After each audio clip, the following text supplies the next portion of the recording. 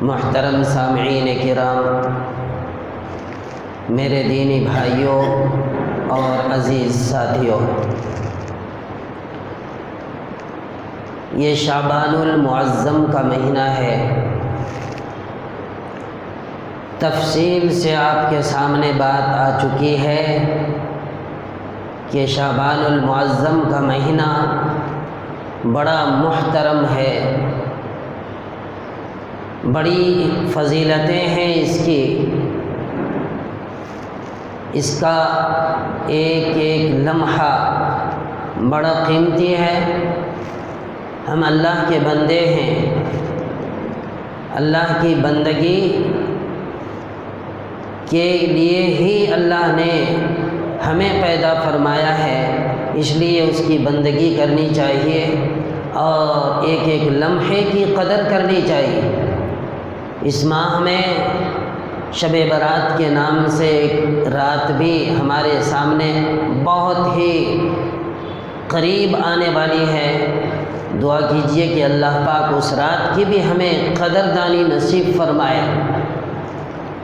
میں نے جو آیت آپ کے سامنے پڑھی ہے، اس کا تعلق انسان کی زندگی کے مقصد سے کہ اللہ نے ہمیں پیدا فرمایا، ہم حالت سفر میں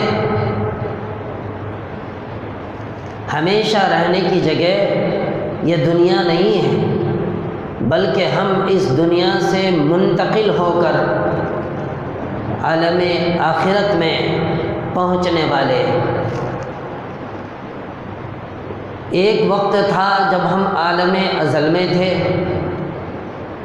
پھر ماں کے پیٹ کے اندر آئے، پھر وہاں سے اس دنیا کے اندر ہمارا انتقال ہوا، ہم منتقل ہو کر آئے، پھر اس دنیا سے بھی منتقل ہو کر ہم عالم آخرت کے اندر پہنچنے والے ہیں، یعنی قبر کے پیٹ کے اندر پہنچنے والے ہیں۔ تو ہم حالت سفر میں، جو بھی انسان پیدا ہوتا ہے وہ اس دنیا کے اندر ایک سفر کرتا ہے۔ اللہ تعالیٰ عالم برزخ میں ان کو پہنچا دیتے ہیں، عالم برزخ سے پھر میدان محشر کے اندر یعنی حشر کے میدان میں انسان پہنچے گا۔ انسان میدان کے محشر میں کتنے دن رہے گا، کتنی مدت رہے گا، اس مدت کی وضاحت اللہ پاک ہی نے فرمائی۔ قرآن کریم کی آیت ہے، کان مقدارہ الف سنۃ مما تعدون۔ ایک جگہ ارشاد فرمایا، کان مقدارہ 50 الف سنہ، کہ انسان محشر کے میدان میں جو ہوگا اس کی مدت بڑی لمبی ہوگی، وہاں کا ایک دن 1000 سال کے برابر ہوگا، وہاں کا ایک دن 1000 سال کے برابر ہوگا۔ تو ایک لمبی مدت وہاں گزارنی پڑے گی، کہاں؟ حشر کے میدان کے اندر، اور پھر اس کے بعد حساب اور کتاب ہوگا۔ انسان تو جیسے ہی حساب و کتاب ہوگا، اس کے بعد انسان کی زندگی کا سفر جو ہے ختم نہیں ہوگا، بلکہ ایک دوسرا سفر وہاں سے پھر شروع ہوگا۔ کیا شروع ہوگا؟ جنت یا جہنم کے فیصلے ہوں گے کہ آدمی یا تو جنت کے اندر جائے گا یا پھر جہنم کے اندر پہنچ جائے گا۔ جنت کے اندر بھی سفر جاری رہے گا کہ وہاں بھی انسان کے درجے ہوں گے، انسان کے مرتبے ہوں گے، اعلیٰ درجہ، اعلیٰ درجہ، ادنیٰ درجہ اور متوسط درجہ وغیرہ وغیرہ۔ الغرض یہ کہ انسان حساب و کتاب اور میدان محشر سے فارغ ہوگا تو اس کے فیصلے جنت یا جہنم کے اندر ہوں گے، یا تو پھر جنت کے اندر جائے گا یا جہنم کے اندر جائے گا، اور جنت کے اندر بھی مراتب ہوں گے۔ اس کے بعد ایک وقت ایسا آئے گا کہ اللہ پاک موت کو مینڈھے کی شکل میں لا کر جنت اور جہنم کے درمیان میں اپنے دست مبارک سے ذبح کر دیں گے، موت کو ذبح کر دیں گے، یعنی موت فنا ہو جائے گا، اس کے بعد پھر کسی کو کوئی موت نہیں ملے گی۔ جنتی جنت کے اندر ہمیشہ ہمیش کی زندگی گزارے گا، خالدین فیہا ابدا، ہمیشہ ہمیش، کوئی مدت اس کے نہیں ہوگی۔ اور پھر جو جہنمی ہمیشہ ہمیش والے جہنمی ہیں، ان کو ہمیشہ ہمیش کے لیے جہنم کے اندر داخل ہو جائے گا۔ تو پھر اللہ پاک جنتیوں کو مخاطب کر کے کہیں گے، اے جنتیوں، اب تم جنت کے اندر داخل ہو گئے، میں نے موت کو بھی موت دے دی، اب تمہیں دوبارہ موت نہیں آئے گی، تم ہمیشہ ہمیش کے لیے جنت کے اندر داخل ہو جاؤ اور تمہاری ہمیشہ کی زندگی وہیں پر ہو۔ تو یہ انسان جس کو اللہ نے پیدا فرمایا، اور پیدا فرمانے کے بعد بچپن جوانی سے گزر کر بڑھاپے میں اس کی زندگی کا خاتمہ ہو جاتا ہے، دنیا کے اندر اللہ موت دے دیتے ہیں۔ ظاہر سی بات ہے یہ انسان ازلی بھی ہے اور ابدی بھی ہے، تو پیدا ہوا اللہ نے ازل میں پیدا فرمایا، اور یہ ابدی اس لیے ہے کہ جنت کے اندر جائے گا تو ہمیشہ ہمیش کی زندگی اسے ملے گی۔ تو اتنا بڑا انسان، اتنا بہترین انسان، جس کے بارے میں اللہ نے قرآن کریم کے اندر فرمایا لَقَدْ خَلَقْنَا الْإِنسَانَ فِي أَحْسَنِ تَقْوِيمٍ، کہ ہم نے انسان کو بہترین انداز میں پیدا فرمایا، اور یہ حالت سفر میں ہے، تو اس کا کوئی مقصد تو آخر ہونا چاہیے نا۔ بغیر مقصد کے اللہ پاک نے اسے پیدا نہیں فرمایا، کوئی نہ کوئی مقصد ہی ہے۔ تو یہ مقصد ایک تو یہ کہ ہم نے بنا لیا، ایک مقصد یہ کہ اللہ نے ہمارا مقصد طے فرما دیا۔ تو جو مقصد اللہ نے ہمارے لیے طے فرما دیا، سمجھ میں تو یہی بات آتی ہے کہ یہی مقصد صحیح ہے۔ جس کو ہم نے بنا لیا ہے، ہم کیا مقصد بنا سکیں گے؟ ہمارا مقصد روٹی کپڑا مکان، کہ ہماری زندگی میں ایک بہترین بلڈنگ بن جائے، انسان کا ایک مقصد جو انسان نے خود بنا لیا ہے۔ انسان کا مقصد جو انسان نے بنائے روٹی کپڑا مکان، کہ روٹی 2 وقت کی بہترین مل جائے، گوشت کے سالنے کے ساتھ بریانی کھا لے انسان خوش ہو جاتا ہے، اسی کو اپنا مقصد سمجھ رکھا ہے۔ جسم کے اندر عمدہ کپڑے ہوں، قیمتی کپڑے ہوں، قیمتی پوشاک ہو، یہ انسان کا مقصد ہے۔ تو 2 وقت عمدہ قسم کے کھانے، اور جسم کے اندر اچھے قسم کے کپڑے، اور پھر رہنے کے لیے ایک بہترین عمدہ سا مکان، یہی تو انسان کا مقصد ہے جو انسان نے بنایا۔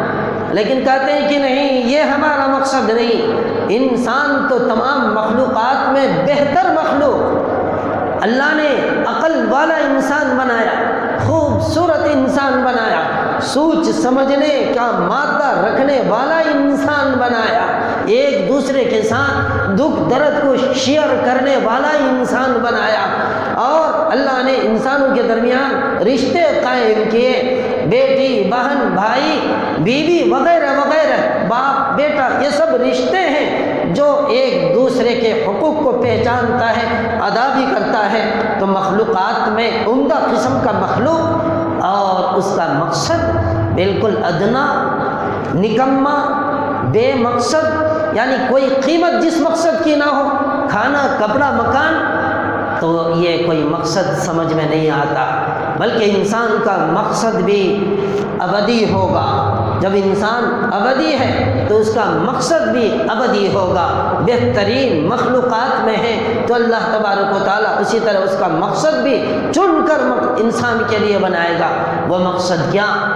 تو اللہ پاک فرما رہے ہیں افحسبتم انما خلقناکم عبثا وانکم الینا لا ترجعون، کیا تم یہ گمان کرتے ہو کہ ہم نے تم کو بیکار پیدا کیا؟ نہیں، بیکار پیدا نہیں کیا، بلکہ تمہارے پیدا کرنے کا بہت عظیم مقصد ہے، بہت قیمتی مقصد ہے۔ تو اب انسان کو اپنا مقصد سمجھنا چاہیے۔ ایک معمولی انسان جو سفر کر کے کہیں سے کہیں جانا چاہتا ہے، ایک انسان سفر کے لیے ٹرین میں بیٹھتا ہے، کوئی بس میں بیٹھتا ہے، کوئی ہوائی جہاز کے اندر بیٹھتا ہے، تو بیٹھنے سے پہلے وہ اپنا مقصد طے کرتا ہے کہ میں جو اس ٹرین کے اندر بیٹھ رہا ہوں کہاں جانا ہے، ہماری منزل کیا ہے، وہاں پہنچنے کے بعد ہمارا مقصد کیا ہے۔ ہوتا ہے نہیں، بلا وجہ کوئی بنگلور چلا جاتا ہے، بلا وجہ کوئی بمبئی جاتا ہے، نہیں جاتا ہے، بلا وجہ کوئی دبئی جاتا ہے، نہیں جاتا ہے، سعودی عرب بھی نہیں جاتا ہے۔ کوئی نہ کوئی اس کا مقصد ہوتا ہے، کسی کا دنیاوی مقصد ہوتا ہے اور کسی کا اخروی مقصد ہوتا ہے۔ کوئی کعبۃ اللہ جاتا ہے تو اس کا مقصد ہوتا ہے کہ ہم حج کریں، عمرہ کریں، زیارت کریں کعبۃ اللہ کی، وغیرہ وغیرہ۔ تو دینی اور دنیاوی دونوں مقصد ہوتے ہیں۔ سفر کرنے والا ٹرین میں بیٹھتا ہے تو مقصد طے کر لیتا ہے، مجھے فلاں جگہ جانا ہے، میری منزل فلاں ہے اور وہاں فلاں مقصد ہے۔ یہ ایک انسان جس کو اللہ نے پیدا فرمایا اور وہ بھی بہترین انسان، وہ آدمی حالت سفر میں اور اس کا کوئی مقصد ہو کوئی مقصد نہ ہو، یہ بات سمجھ میں نہیں آتی۔ تو اس کا ایک بہترین مقصد اللہ ہی نے اس مقصد کو طے فرمایا وما خلقت الجن والانس الا لیعبدون، کہ ہم نے انسان اور جنات کو عبادت کے علاوہ کسی اور مقصد کے لیے پیدا ہی نہیں کیا۔ آپ ٹرین میں بیٹھنے والے شخص سے پوچھیں کہ بھائی تم کہاں جا رہے ہو، کیا مقصد ہے تمہارا سفر کرنے کا؟ اگر وہ کہتا ہے کہ بھائی نہیں، بس یوں ہی بیٹھے ہیں، کوئی مقصد نہیں ہے، تو آپ کیا کہو گے اسے؟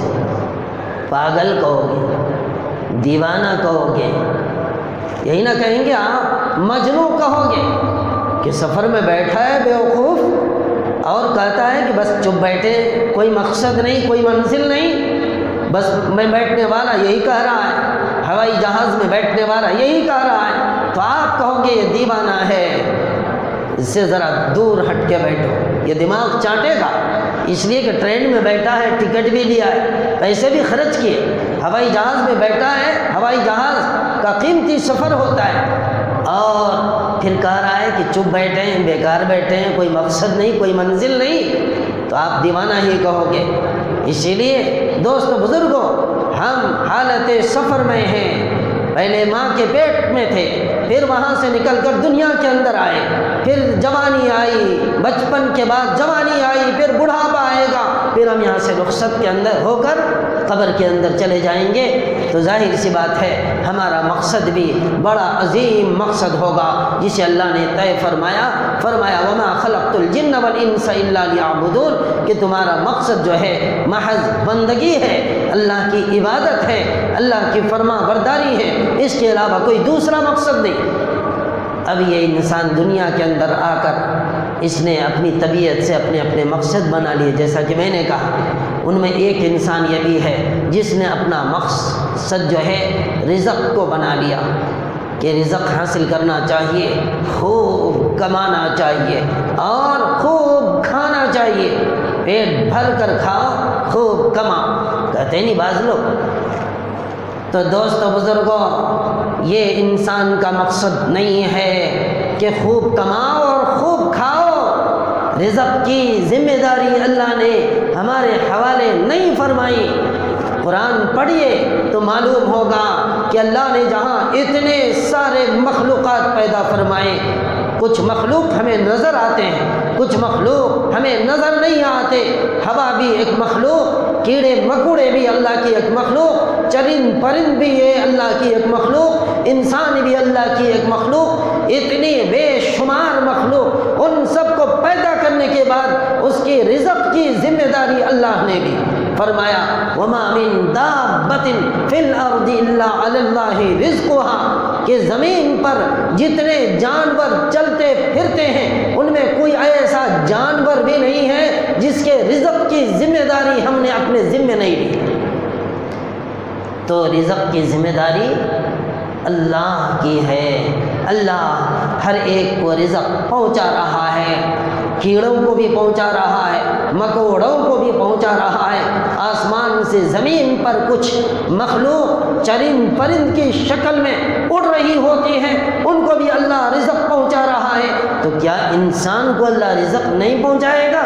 ضرور پہنچائے گا، لیکن ہمارا ایمان اور عقیدہ مضبوط نہیں، جس کی وجہ سے ہم رزق کے اوپر پیچھے پیچھے بھاگتے رہتے ہیں۔ ارے بھاگنے کی ضرورت نہیں، اللہ نے اپنے ذمے لیے ہے، وہ پہنچا کر رہے ہیں۔ آپ نے ایک قصہ سنا ہوگا کہ ایک پتھر جو ہے پہاڑ کی چٹانوں میں سے کسی کے ہاتھ نکلی، کسی کے ہاتھ لگی ہو، تو اس نے اس پتھر کو پھوڑا، پھوڑنے کے بعد دیکھتا ہے کہ ایک چھوٹا سا کیڑا اس کے اندر بیٹھا ہے اور اس کے منہ میں اللہ نے رزق رکھ رکھا ہے۔ تو پتھر کے اندر بند مکوڑے کو بھی اللہ پاک رزق دے رہا ہے، آسمان پر چلنے والے اڑنے والے چرند پرند کو بھی اللہ پہنچا رہا ہے، ڈگری والے کو بھی پہنچا رہا ہے، بے ڈگری والے کو بھی پہنچا رہا ہے، مالدار کو بھی پہنچا رہا ہے، بادشاہ کو بھی پہنچا رہا ہے، فقیر کو بھی پہنچا رہا ہے، بھکاری کو بھی پہنچا رہا ہے۔ تو رزق کے پیچھے بھاگنے کی ہمیں ضرورت نہیں، اللہ نے فرما دیا ہے کہ رزق کے پیچھے مت بھاگو، اسی لیے فرمایا ایک نہ ایک دن تمہیں موت آ کر رہے گی، کل نفس ذائقۃ الموت۔ اللہ تبارک و تعالیٰ کا ارشاد ہے کہ ہر نفس کو موت کا مزہ چکنا ہے، چک کر رہے گا، اور جو ہے موت آ کر رہے گی۔ سب سے پہلے تو قرآن کی آیت ہی ہے کل من علیہا فان ویبقی وجہ ربک ذو الجلال والاکرام، کہ انسان جس طرح ساری چیزیں فنا ہونے والی ہیں، انسان بھی فنا ہو جائے گا۔ کل من علیہا فان، ہر چیز فنا ہو جائے گی، صرف باقی رہنے والی ذات جو ہے وہ اللہ کی ہے۔ جیسا کہ ایک شاعر نے کہا نہ مال و دولت نہ دھن جائے گا، ساتھ تیرے فقط ایک کفن جائے گا، ساتھ تیرے فقط ایک کفن جائے گا، اس کے علاوہ کچھ بھی تمہارے ساتھ نہیں جائے گا۔ یہ ساری چیزیں دنیا ہی کے اندر چھوڑ کر جائے گی، چھوٹ جائے گی۔ کہنے کا مقصد یہ کہ ہم انسان ہیں، اللہ نے ہمیں اشرف المخلوقات بنایا، اور ہمارا مقصد بالکل نکما کم قیمتی کہ رزق حاصل کرنا ہمارا مقصد ہو، تو یہ ہماری شان نہیں ہے، اس لیے کہ رزق بھی دنیا ہی کے اندر رہ جائے، اسے ہم ساتھ لے کر نہیں جائیں گے۔ تو دوست بزرگوں، اسی طرح فرمایا کہ انسان کو اللہ نے بیکار نہیں بنایا ہے، بلکہ با مقصد بنایا ہے، اللہ نے اپنی عبادت کے لیے بنایا ہے۔ اور اسی کو مولانا روم رحمۃ اللہ علیہ کہتے ہیں آب اندر زیر کشتی پستی آب در کشتی ہلاک کشتی است، کہ دریا میں، ندی نالوں میں، نہروں میں، اور جہاں زیادہ پانی ہوتا ہے وہاں کشتیاں ہوتی ہیں، اس کے اوپر لوگ بیٹھ کر کشتی کا مزہ لیتے ہیں، اس کے اندر سیر تفریح بھی کرتے ہیں، لیکن چلتی کشتی کہاں ہے؟ پانی کے اندر، تالابوں میں، دریا میں، نہر میں، نالے میں یہ کشتی چلتی ہے۔ اور کشتی کے نیچے پانی ہوتا ہے، جب تک کشتی کے نیچے پانی ہوگا تو وہ کشتی دریا میں چلتی رہے گی، تالاب میں چلتی رہے گی، لیکن خدا نہ کرے اس کشتی کے اندر اگر قطرہ قطرہ پانی داخل ہونا شروع ہو گیا تو یہ کشتی کے لیے پھر ہلاکت کا ذریعہ ہے، یہ کشتی ڈوب جائے گی، پانی کے اوپر تیر نہیں سکے گی۔ اسی طرح اللہ تبارک و تعالیٰ نے مثالیں دے دے کر سمجھائی، اللہ کے نبی صلی اللہ علیہ وسلم نے مختلف انداز میں سمجھایا کہ یہ دنیا کی مثال بھی ایسی ہی ہے کہ دنیا انسان کے دل کے اندر داخل نہ ہو بلکہ دل کے باہر ہو۔ اگر دل کے اندر داخل ہو گیا، دنیا کی محبت انسان کو پیدا ہو گئی، تو جس طرح کشتی کے اندر پانی داخل ہونے کی وجہ سے کشتی والا سمیت کشتی ڈوب جاتی ہے، اسی طرح انسان کے دل کے اندر اگر دنیا کی محبت پیدا ہو گئی تو سمجھ لو یہ انسان بھی دنیا کی محبت کی وجہ سے غرق ہو جائے گا، تباہ ہو جائے گا، برباد ہو جائے گا، دنیا بھی ہاتھ سے نکل جائے گی اور آخرت بھی نکل جائے گی۔ اس لیے اللہ نے فرمایا والآخرۃ خیر وابقیٰ، کہ آخرت کی زندگی جو ہے یہ ہمیش و ہمیش کی زندگی، باقی رہنے والی زندگی ہے۔ اس کے لیے ہمیں توشہ تیار کرنا ہے، ہمیں ایک مقصد بنانا ہے کہ کون سا مقصد ہمارے لیے فلاح والا مقصد ہے، کامیابی والا مقصد ہے، جیسا کہ اللہ نے مقصد کو تو طے کر ہی دیا ہے، یہ کہ اللہ کے حکموں کی فرما برداری ہم کریں، رسول اللہ صلی اللہ علیہ وسلم کی اطاعت کرنے والے بنے، اللہ کی عبادت کرنے والے بنے، تو دوست بزرگ یہی اصل مقصد ہے۔ تو انسان کے لیے ضروری ہے کہ وہ دنیا کے اندر رہتے ہوئے اپنے مقصد عظیم کو سمجھے، اگر یہ سمجھے گا تو کامیاب ہوگا۔ اس لیے کہ ہمارے پاس کتنا علم ہے، ہمارے پاس جو علم ہے وہ کتنا ہے، محدود علم ہے، گود سے لے کر گور تک کا علم ہے۔ مطلب یہ ہے کہ ماں کے پیٹ سے نکل کر جب ماں کی گود میں ہم آتے ہیں تو گود سے لے کر گور یعنی قبر میں جانے تک کا علم ہمارے پاس ہے، اس سے زیادہ کی علم ہمارے پاس نہیں ہے، یہ محدود ہے۔ لیکن ہمارا جو خدا ہے اس کے پاس جو علم ہے وہ محدود نہیں، لا محدود ہے۔ اللہ کا علم جو ہے ہر چیز کو محیط ہے، ہر چیز کی خبر اللہ پاک کو ہے، ورنہ پھر یہ رزق ہمیں ہر حال میں ہر جگہ نہیں ملتی۔ اللہ کو پتہ ہے کتنے کیڑے ہیں، ہمیں اس کا پتہ نہیں کہ کتنے کیڑے ہیں۔ اللہ کو پتہ ہے کتنے مکوڑے ہیں، اللہ کو پتہ ہے چرند پرندوں کی تعداد کتنی ہے، اللہ کو پتہ ہے انسانوں کی تعداد کتنی ہے، اللہ کو پتہ ہے جناتوں کی تعداد کتنی ہے۔ گویا آسمان سے لے کر زمین تک جتنے بھی کیڑے مکوڑے اللہ کی مخلوق جاندار چیزوں کی شکل میں ہیں، اللہ کو ساری چیزوں کا علم ہے، اور جو جہاں ہے اس کو وہی اللہ پاک رزق عطا فرما رہے ہیں۔ اور ہمیں تو ڈھونڈنا پڑتا ہے کہ آدمی کہاں ہے، کچھ دینے کی ضرورت پڑی تو ان تک پہنچنے کے لیے ان کی خبر لینی پڑتی ہے۔ اللہ باخبر ہے، الا یعلم من خلق، کیا اس کو پتہ نہیں ہوگا جس نے پیدا کیا ہے؟ وہو اللطیف الخبیر، کہتے ہیں وہ لطیف ہیں، باریک بھی ہیں، یہاں تک کہ اندھیری رات میں ایک اندھیری جگہ میں کالی چونٹی بھی چلتی ہے تو اللہ پاک اس کی بھی خبر رکھتے ہیں۔ دوستو جبھی تو جا کر اس چونٹی کو اللہ پاک رزق عطا فرماتے ہیں۔ تو یہ اللہ کا علم جو ہے یہ محیط ہے، لا محدود ہے، اور ہمارا علم جو ہے بالکل تھوڑا سا ہے۔ اس لیے ہماری سوچ کے حساب سے اگر ہم نے مقصد بنایا ہے کھانا، کپڑا، روٹی، مکان، تو یہ بالکل نکما مقصد ہے، اس کی کوئی قدر و قیمت نہیں ہے، بلکہ ہم عظیم انسان ہیں، ہمارا مقصد بھی عظیم ہے، بڑا ہے، اور اللہ ہی نے بنایا ہے۔ وما خلقت الجن والانس الا لیعبدون، بس ہم وقت کی قدر کرنا سیکھیں۔ یہ شعبان کا مہینہ ہے، میں نے گزشتہ جمعہ کہا تھا کہ یہ رمضان کے لیے پیش خیمہ ہے، یہ مقدمہ ہے، یہ رمضان صحیح گزارنے کا طریقہ ہمیں سکھائے گا یہ مہینہ۔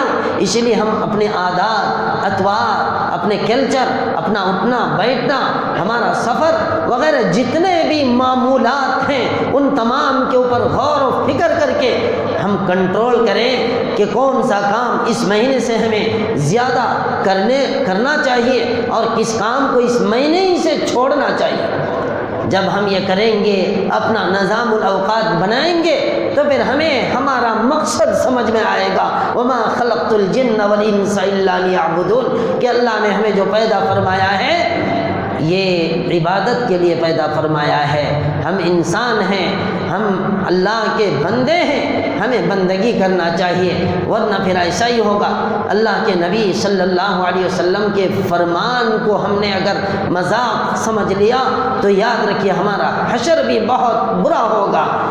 اگر ہم نے اسے مان لیا تو حشر اچھا ہوگا، چاہے ہم جہاں بھی ہوں، جس عالم کے اندر بھی پہنچیں، ہمارا جو ہے استقبال ہوگا۔ اللہ ہمیں جنت عطا فرمائیں گے، اور جنت بھی کیسی؟ قرآن کریم کے اندر اس کا تبصرہ اللہ پاک نے فرمایا، مثل الجنت التی وعد المتقون، کہ اس جنت کے احوال، اس جنت کی خبر، اس جنت کی تفصیلات، جس جنت کے بارے میں اللہ نے وعدہ فرما رکھا ہے اللہ سے ڈرنے والوں کو، جو متقی لوگ ہیں، پرہیزگار ہیں، اللہ نے ان سے وعدہ فرما لیا ہے اس جنت کا۔ مثل الجنت التی وعد المتقون، فرماتے ہیں فیہا انہار من ماء غیر آسن، کہ اس کے اندر نہریں ہوں گی، پانی کے نہر ہوں گے، اور ایسا پانی کا نہر، اس نہر میں ایسا پانی کہ برسہا برس گزر جانے کے بعد بھی وہ پانی بدبودار نہیں ہوتا، اس کے اندر بانس نہیں آتی، بلکہ اس نہر کی اور اس پانی کی تعریف کی گئی ہے کہ وہ شہد سے زیادہ میٹھا ہے اور دودھ سے زیادہ سفید ہے۔ تو اللہ تبارک و تعالیٰ نے متقیوں سے اس جنت کا وعدہ فرمایا جس جنت کی تعریف اس انداز میں کی گئی کہ اس کے اندر نہریں ہوں گی اور اس کا پانی ایسا ہوگا جو شہد سے زیادہ میٹھا ہوگا اور دودھ سے زیادہ سفید ہوگا۔ اس کے بعد فرمایا وَأَنْهَارٌ مِّن لَبَنٍ لَّمْ يَتَغَيَّرْ طَعْمُهُ، اور دودھ کا بھی نہر اس جنت کے اندر ہوگا۔ دنیا کے دودھ جو ہیں ہم مزے لے کر پیتے ہیں، لیکن اس دودھ کو ہم زیادہ وقت تک باقی صحیح سلامت نہیں رکھ سکتے۔ آپ 2 سے 3 دن تک اس دودھ کو اچھا نہیں رکھ سکتے، وہ بھی پھٹ جاتا ہے، اس کے اندر باس آ جاتی ہے، پھر پینا ہمارے لیے دشوار ہو جاتا ہے۔ لیکن جنت کے اندر جو دودھ کا نہر ہوگا وہ نہر کیسا ہوگا؟ اللہ نے اس کی صفتیں بیان فرمائی، فیہا انہار من لبن لم یتغیر طعمہ، کہ اس کا مزہ، اس کا ذائقہ کبھی بھی نہیں بدلتا۔ دودھ کا نہر جو ہوگا اور مزیدار دودھ ہوگا، اس کے اندر خوشبو ہوگی، انسان مزے لے لے کر پیتا رہے گا۔ وَأَنْهَارٌ مِّن خَمْرٍ لَذَّةٍ لِّلشَّارِبِينَ، اور اس جنت کے اندر اللہ تبارک و تعالیٰ شراب کی نہریں بھی رکھیں گے کہ انسان مزے لے لے کر جنت کے شراب کو پیے گا، جسے شرابن طہورا کہا گیا۔ تو وہاں پانی بھی ہوگا، وہاں دودھ کی نہر بھی ہوگی، وہاں شراب کی بھی نہر ہوگی۔ اور مفسرین نے لکھا ہے کہ نہریں ایک نظر آئے گی، دیکھنے میں ایک جیسی نظر آئے گی، لیکن دودھ کا نہر الگ ہی ہوگا، شراب کا الگ ہی ہوگا، شہد کا الگ ہی ہوگا۔ اللہ کی قدرت دیکھیے، ندی ایک ہے لیکن ہر ایک اپنی اپنی جگہ الگ الگ انداز میں ہے۔ جہاں دودھ ہے تو دودھ ہی کا نہر ہے، جہاں شراب ہے تو شراب ہی کا ہے، جہاں پانی ہے تو پانی ہی کا ہے۔ یہ اللہ کی شان اور قدرت ہے دوستو بزرگوں۔ اسی لیے کہتے ہیں دنیا کے شراب میں نشہ ہے، لیکن آخرت میں جو شراب اللہ دیں گے یہ شرابن طہورا کہا گیا کہ اس کے اندر نشہ نہیں، بلکہ ایسا شراب ہوگا جو بندہ مزے لے لے کر پیے گا۔ تو دوستو یہ مثالیں دی گئی ہیں اور جنت کی تفصیلات اس طرح بیان کی گئی ہیں۔ تو اللہ اگر نیکوکار بندہ ہوگا تو اس جنت کے اندر اللہ داخل فرمائیں گے اور موت کو بھی موت دے دیں گے۔ اس کے بعد اعلان کریں گے کہ اے جنتیوں جاؤ، تمہارے لیے ہمیش و ہمیش کی زندگی، اس کے بعد اب تمہیں موت آنے والی نہیں ہے، موت ٹچ کرنے والی تجھے نہیں ہے۔